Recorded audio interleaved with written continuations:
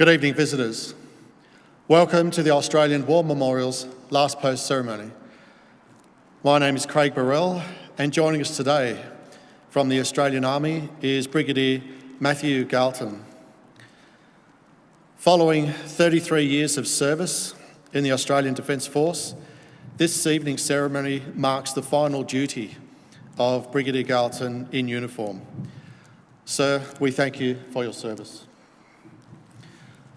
We are honoured to welcome Mr. Luke Gosling, the representative for Solomon in the Northern Territory, Major General Andrew Hocking, and the members of the Royal Military College, Duntroon, graduating class of 1993, who are attending this evening. We welcome the veterans who have served, those that are still serving, and the families that love and support them. We acknowledge the members of RSL and Services Clubs Association, RSL Victoria and RSL Queensland, who are watching the broadcast of this ceremony across Australia. During this evening's ceremony, wreaths will be laid at the base of the Pool of Reflection by visitors to the memorial.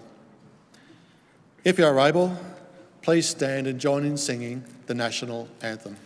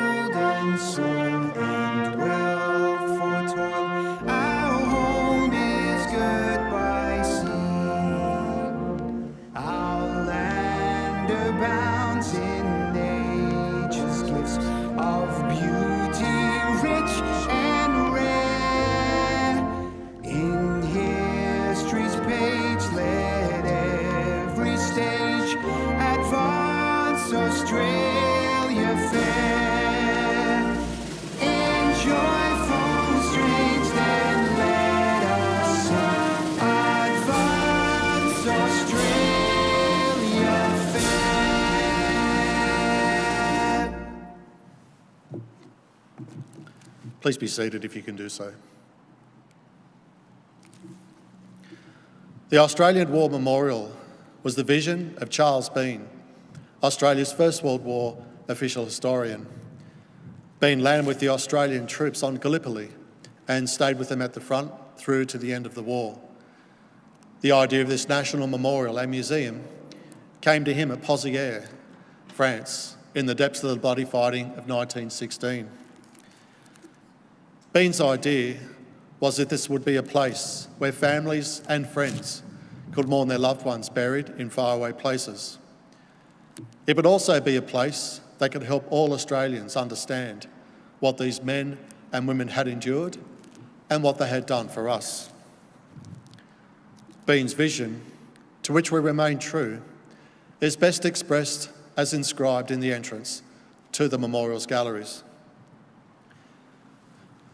Here is their spirit in the hearts of the land they loved, and here we guard the record which they themselves made. Tonight, we will read the story behind just one of those on the Roll of Honour, which lists the names of more than 102,000 men and women who have given their lives for us in war and on operations for more than a century. But first, we present a lament, Flowers of the Forest. Wreaths or floral tributes will now be laid at the base of the Pool of Reflection.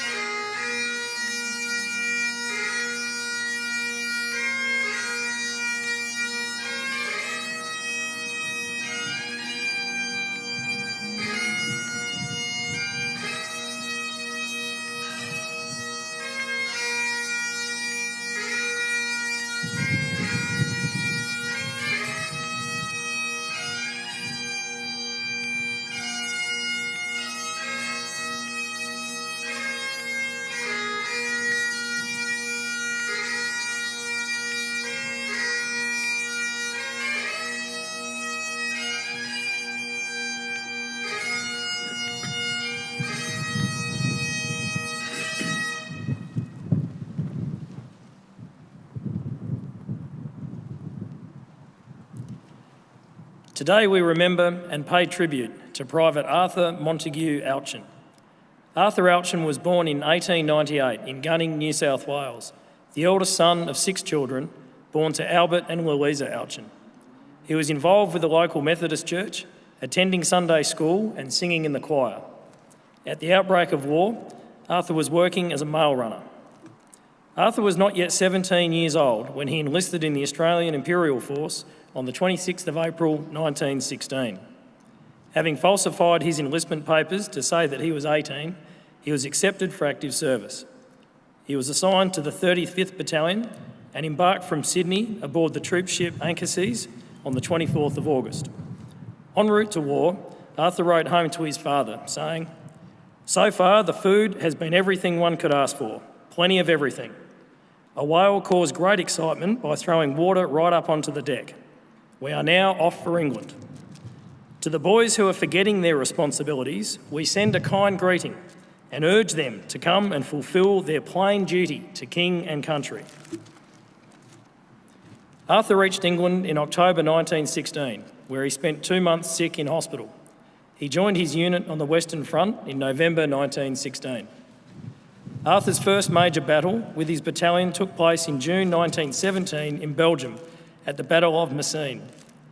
The Allied objective was to capture the German-occupied high ground along Messines Bridge, which had been fortified with multiple defensive positions.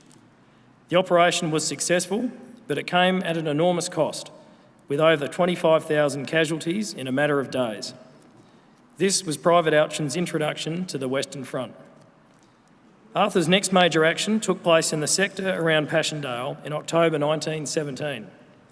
Allied troops were tasked with capturing the strategic high ground at Passchendaele Ridge. The 35th Battalion's position was constantly shelled. Mud and rain left troops with ruined weapons and impossible fighting conditions. Arthur and his comrades proceeded over the top at 5:25 a.m. on the 12th of October and headed into what has been described as a muddy hell. Machine gun fire was heavy, and as Arthur and his comrades attacked an enemy pillbox, he was hit by gunfire. He was placed on a stretcher and taken to a nearby dressing station. As Arthur was lying with the wounded, a shell burst among them, killing him and the other wounded men. He was 17 years old.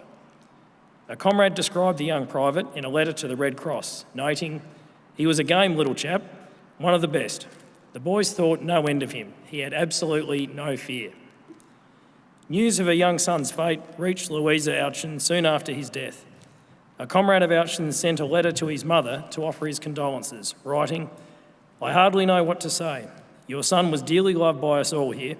We called him the lonely Australian soldier, and the report of his death came as a great shock and grief to us. He used to tell me of his beloved Australia and that he enlisted at the age of 17, telling them he was 18. What rejoicings we were going to have on his 18th birthday, as he would have been with us on that day, but God thought best. I am weeping now, for I love his memory. He was a typical Australian, bold and venturesome, fearing no ill. We often speak of him, and I can assure you that he will not be forgotten in a hurry. I think I can still see his cheery smile yet. I pray that God may bless and comfort you, and that he may bring this war to a speedy and honourable end." Arthur was buried near Zonnebaker in Belgium. His gravesite was lost during ongoing fighting, and his remains were never recovered. Today he is commemorated on the Menin Gate Memorial to the Missing in Ypres, Belgium. His name is listed on the Roll of Honour on my right, among almost 62,000 Australians who died while serving in the First World War. His photograph is displayed today beside the pool of reflection. This is but one of the many stories of service and sacrifice told here at the Australian War Memorial. We now remember Private Arthur Montague Alchin, who gave his life for us, for our freedoms, and in the hope of a better world.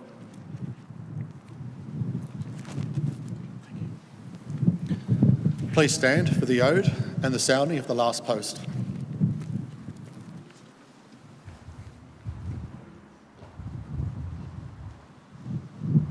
They shall grow not old, as we who are left grow old.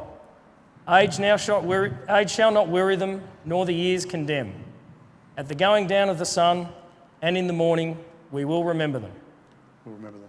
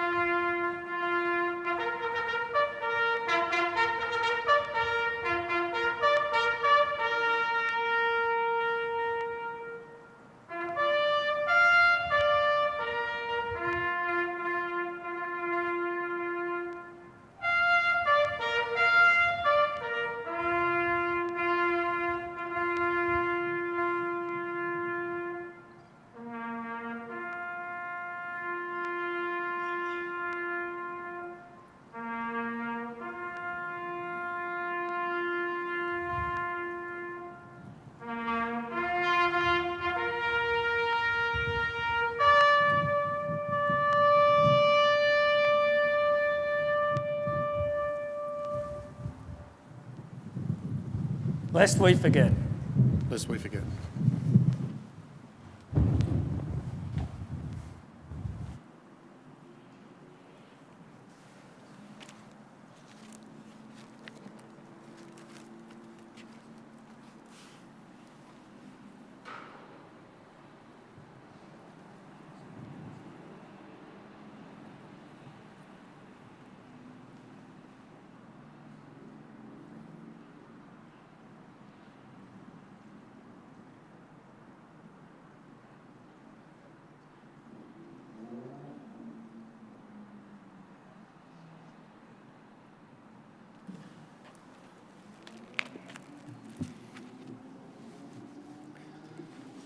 We leave you this evening with the words of the memorial's founder, Charles Bean. Many man lying out there at Poziere or in the low scrub at Gallipoli with his poor, tired senses barely working through the fever of his brain, has thought in his last moments, well, it's over. But in Australia, they will be proud of this. Ladies and gentlemen, that concludes the last post ceremony. On behalf of the Director and staff, thank you for visiting the Australian War Memorial today and for your continued support of the Memorial's development project. We particularly appreciate your visit despite the challenges posed by COVID and wish you all a very pleasant evening.